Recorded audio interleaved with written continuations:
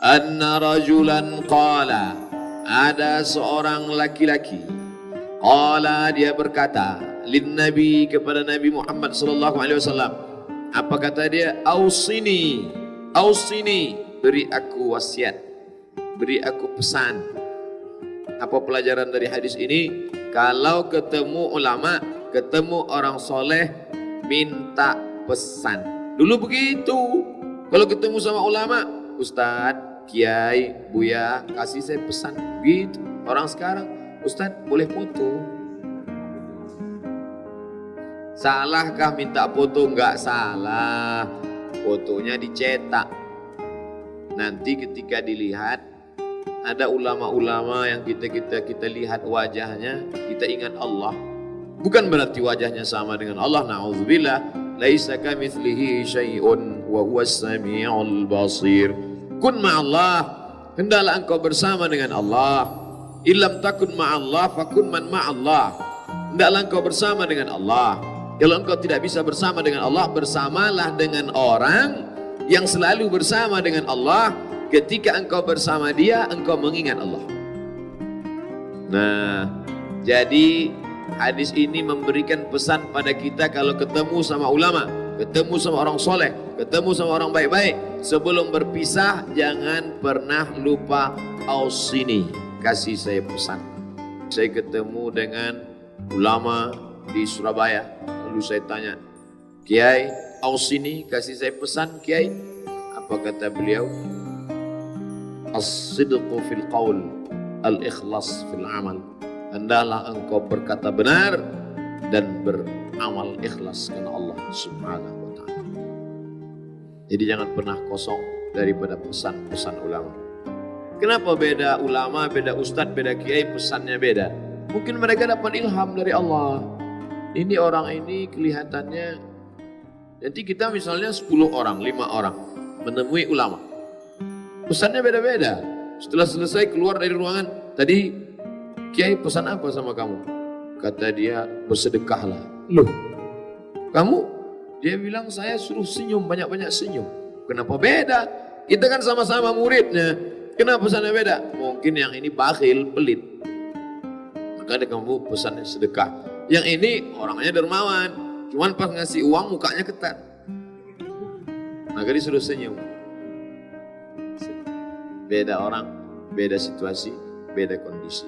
Oleh sebab itu maka jangan pernah kita menjadi mulia karena saling memberikan pesan. Wa tawasau bil haqq wa tawasau bis sabr. Saling memberikan pesan dalam hak, kebenaran. Saling memberikan wasiat pesan dalam kesabaran. Jangan marah, kata Nabi. Marah itu letaknya di mana? Kalau ada kita lihat orang marah wajahnya merah, apakah marah itu di wajah? Bukan. Kalau ada orang marah suaranya menggelegar, apakah marah itu letaknya di leher? Bukan. Kalau ada orang marah tiba-tiba matanya melotot, apakah marah itu letaknya di mata? Bukan. Ala fil jasadi mudghah, ketahuilah di dalam jasad ada segumpal, sesuap, segenggam. Mudghah dari kata madagha yamdaghu, dikunyah. Kita kalau mau makan ada yang kita suap, sekunyah, segenggam, sekepal. Dalam diri kita ini ada segenggam. Idza salahat salahal jasadu kulluh. Kalau dia baik, yang lain ikut jadi baik. Wa idza fasadat fasadal jasadu kulluh. Kalau dia rusak, yang lain ikut menjadi rusak. Ala wahyal qalb, jantung. Makanya orang yang marah itu detak jantungnya tidak normal, berdegup. Kamu jangan macam-macam ya, sambil megang sebelah. Jangan macam-macam. Saya kan letak marah itu tiba-tiba darah menyembur tidak normal, lalu nafas tersengal dan orang marah. Makanya kalau marah kata Nabi, apa yang dilakukan? Yang pertama dilakukan ketika marah, langsung ingat Allah Subhanahu wa ta'ala. Ketika sudah terasa mau marah, itulah gunanya kalau orang selalu berzikir, cepat dia ingatnya. Tapi kalau orang tidak biasa berzikir, lama koneknya, nyari kabel lagi. Tapi kalau orang yang sudah biasa berzikir, dia nggak perlu pakai kabel. Kenapa? Wireless. langsung connect. Apa-apa macam-macam, astagfirullah. Begitu juga terasa akan marah, zikir itu datang menolong. Makanya banyak-banyak zikir. Jadi yang pertama, langsung ingat Allah. Ala bidzikrillahi tatma'innul qulub. Dengan banyak berzikir mengingat Allah, hati akan menjadi tenang. Jantung yang sudah mulai bergelora, dia seperti air yang diletakkan di atas belanga, di atas api menyala, dia sudah mau menyala ke atas, terasa gelombangnya naik, terasa akan berbuih, terasa akan menggelegak, terasa akan mendidih. Datang zikir menenangkannya. Tenang, turun. Walladzi anzala sakinata, dia yang menurunkan ketenangan fi qulubil mu'minin, ke dalam hati orang yang beriman. Jantungmu memang punya engkau, bukan. Walaupun kau sudah bawa sejak dari lahir, dari kandungan ibumu sudah berdetak. Dari mana Ustaz tahu? Dokter SPOG, spesialis kandungan ngasih tahu. Bu, ini jantungnya sudah ada 2. Satu jantung ibu, kami lihat ada satu jantung kecil sedang berdetak. Dokter mendengar ada 2 juta jantung. Selama ini, buk, buk, buk, buk. Begitu dia dengar. Ternyata sudah ada 2 suara. Buk, buk, buk, buk, buk. Kalau anaknya 1, kalau kembar 5, ternyata sehebat-hebatnya laki-laki, dalam dirinya cuma pernah ada 1 jantung berdetak. Tapi dalam diri perempuan yang katanya lemah, yang katanya rendah, yang katanya tidak ada apa-apanya, tapi di dalam dirinya pernah berdetak beberapa jantung. Jantung anaknya, jantung anaknya, jantung anaknya yang kembar di dalam. Berdetak jantung itu dalam dirinya. Dan itu pemberian Allah, bukan punya kita. Lillahi ma fis samawati wa ma fil ard. Apa yang ada di langit, apa yang ada di bumi milik Allah, bukan milik kita. Ayat ini untuk membuat kita rendah hati bahwa yang kita punya ini, bahkan diri kita, kornea mata, buah pinggang, katup jantung, bukan punya kita. Hebat ini, megah mewah, punya. Lillahi ma fis samawati wa ma fil ard. Ini milik Allah. Jangankan harta ini, diri saya pun milik Allah. Begitu. Ayat itu untuk merendahkan hati, bukan untuk ngambil mangga tetangga. Ada orang sekarang dia ambil, ketika yang punya orang, kenapa kamu ambil? Lillahi ma fis samawati wa ma fil ard. Apa yang ada di langit, apa yang ada di bumi, milik Allah.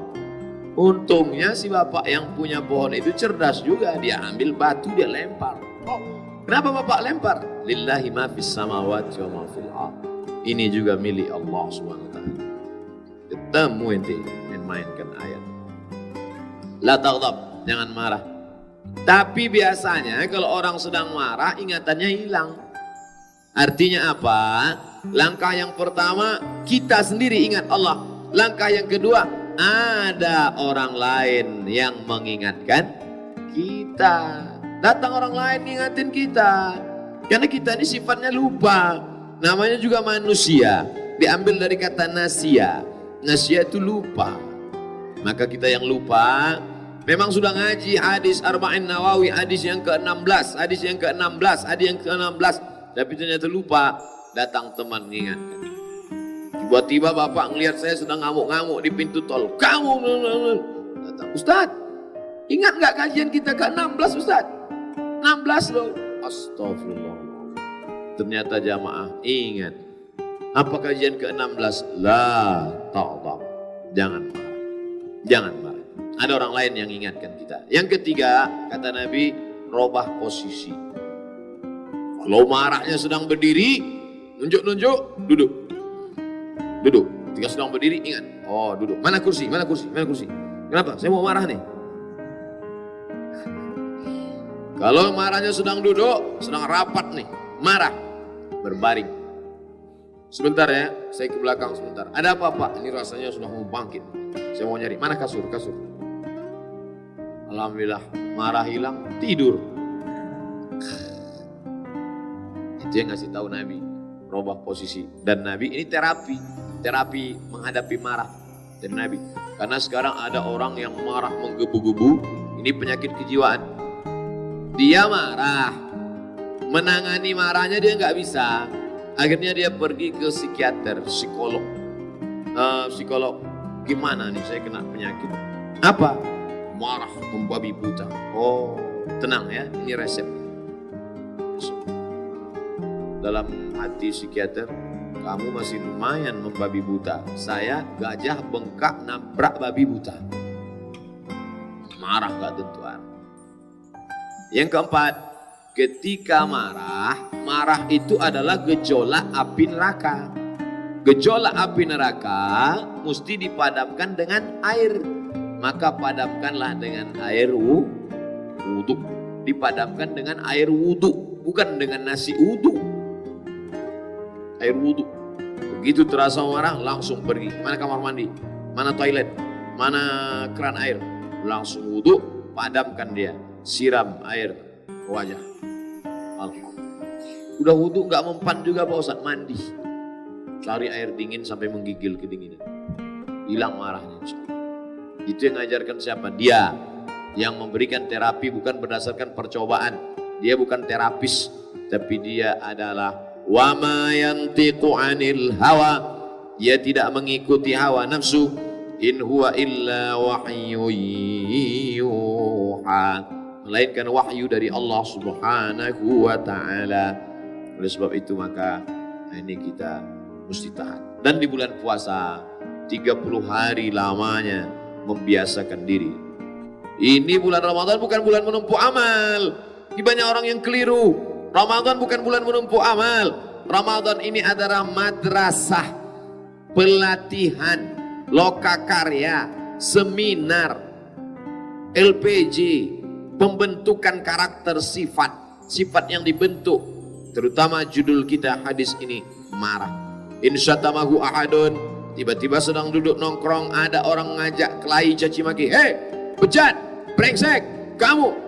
Waqatalahu, ngajak kelahi, ngajak perang. Maka kamu yang sedang berpuasa diam, katakan falyaqul, hendaklah dia mengatakan inni shaim,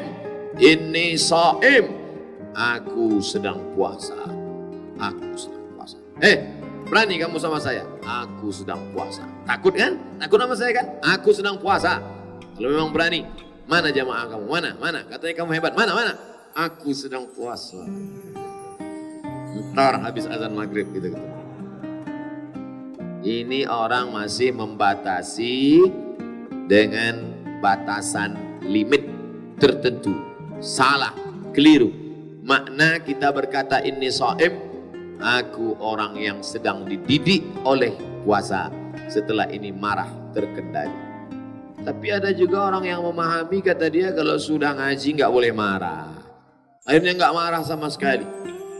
Dulu sebelum ngaji orangnya Pak Ustadz marah, ngamuk. Setelah ngaji nggak marah sama sekali. Pak. Tadi anak bapak saya lihat dibonceng si Anu. Biar aja, nggak apa. Istri bapak dilarikan orang, nggak apa-apa. Oh ini orang bukan ngaji, ini nggak benar. Islam tidak membuang marah. Islam menempatkan marah pada tempatnya. Ada saatnya Nabi marah. Nabi keluar rumah. Ketika di luar dia lihat ada orang yang sedang kelahi tentang tafsir Al-Quran. Berkelahi, berdebat tentang ayat Quran. Nabi marah. Apa kata Nabi? Wa kanal insanu aktsara syai'in jadala. Memang manusia ini hobinya jadala, berjidal, berdebat. Jangan berkelahi tentang Al-Quran. Jangan berdebat tentang Al-Quran. La tanaza'u, jangan berkelahi. Fatafshadu, nanti kamu gagal. Wa tazhaba rihukum wa tadhhaba rihukum, semangat kamu hilang. Itu sudah pasti. Kalau kamu kelahi, maka kamu gagal dan kamu kehilangan semangat, spiritnya tidak ada. Wasbiru, sabar. Jadi tidak boleh sumpah serapah, caci maki, tidak tentu arah. Tapi Nabi marah pada tempatnya. Selesai sholat, assalamualaikum warahmatullahi. Assalamualaikum warahmatullah. Nabi memandang ke belakang. Asyhadun fulan, asyhadun fulan, asyhadun fulan. Mana si fulan? Mana si fulan? Mana si fulan? kenapa tidak datang sholat berjamaah? Nabi marah. Dia di rumah, ya Rasulullah, yantayanna. Mereka yang sholat di rumah, layan tahiyanna, berhenti, jangan ulang lagi sholat di rumah. Kalau tetap juga sholat di rumah, la uharriqanna alaihim buyutahum, aku akan bakar rumah mereka. Itu marah. Kira-kira kalau bunyi kalimatnya, aku akan bakar rumah mereka, itu marah. Mana mungkin, aku akan bakar rumah mereka. La uharriqanna alaihim buyutahum, aku akan bakar rumah mereka. Siapkan kayu bakar, kita bakar rumah mereka, kata Nabi. Walaupun Nabi tidak melaksanakannya, tapi ini ancaman tentang orang gak sholat berjamaah. Jangan katakan Abu Bakar itu tidak marah. Abu Bakar marah ketika datang laporan Abu Bakar, ya ini mereka tidak mau bayar zakat. Kenapa tidak mau bayar zakat? Karena kata mereka zakat hanya wajib kepada Muhammad SAW. Karena ayat itu turun kepada Nabi Muhammad. Khudh min amwalihim, ambil harta mereka. Setelah Nabi Muhammad SAW meninggal, maka tidak wajib lagi zakat. Marah Abu Bakar. Wallahi, demi Allah, lau mana'u, kalau mereka tidak mau bayar zakat, iqala ba'irin, satu tali onta yang dulu mereka bayar kepada Nabi Muhammad, sekarang mereka tidak mau bayar, la uharibannahum, la uqatilannahum, aku akan perangi mereka. Umar tidak setuju. Apa ini Abu Bakar? Kata Umar, mereka kan bersyahadat. Man qala la ilaha illallah Muhammadur Rasulullah, siapa yang sudah bersyahadat asyhadu an la ilaha illallah wa asyhadu anna Muhammadar Rasulullah, faqad asamu minni dima'akum wa amwalahum, hartanya tidak boleh diganggu, darahnya tidak boleh tumpah. Kenapa kamu perangi orang yang tidak berzakat? Apa jawab Abu Bakar Siddiq? Memang betul kata-katamu Umar, tapi ingat, man qala la ilaha illallah, siapa yang sudah mengucapkan la ilaha illallah Muhammadur Rasulullah, Muhammad Rasulullah, maka dia ada kewajiban salat, zakat, puasa, haji bagi yang mampu. Siapa yang meninggalkan itu, maka dia keluar dari Islam. Aku tidak ingin merusak mereka, mereka ingin kuselamatkan karena tidak membayar zakat. Program pertama Abu Bakar Siddiq ketika diangkat menjadi khalifah adalah marah. Marahnya karena Allah. Al-hubbu fillah, cinta karena Allah. Wal bughdu fillah, wal bughdu lillah, marah pun karena Allah. Jadi bukan asal sembarangan marah.